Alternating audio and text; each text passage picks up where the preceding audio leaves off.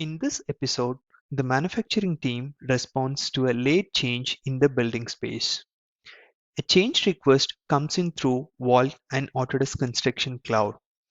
The rack engineer reviews the updated BIM model, adjusts the 3D rack design instead of starting over, and the engineering manager quickly approves the updates so they can be shared back to the architect and stakeholders.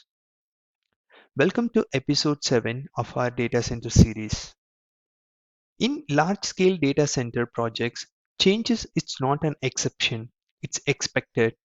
What matters is how quickly and confidently teams respond. A change request is issued in Autodesk Vault. An update to the building layout impacts available space for critical rack configurations. Because Vault connects every design, dependency, and revisions, teams immediately understand what has changed and what is affected without rework or uncertainty. Approval happens instantly using Vault Mobile, allowing teams to keep project moving even when decisions are made away from the desk. With the change approved, the latest client BIM model becomes the single source of truth shared across the project team through Autodesk Workflow. Using Autodesk Navisworks, teams validate updated dimensions and coordinate designs with confidence. Adjustments are precise, informed, and fully aligned to the new spatial constraints.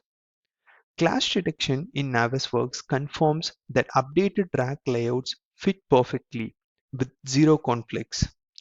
Risk is reduced and constructability is assured. The revised designs are routed through Vault lifecycles, maintaining full governance, version control, and traceability, critical for mission, critical data center delivery. Finally, approved designs are published directly from Vault to Autodesk docs, ensuring architects, engineers, and stakeholders are all working from the latest coordinated information without any issues. In summary, here we used Autodesk Vault Professional to manage change request lifecycles and approvals, Navisworks to review the updated BIM models and check clearances, and Inventor to update the rack designs.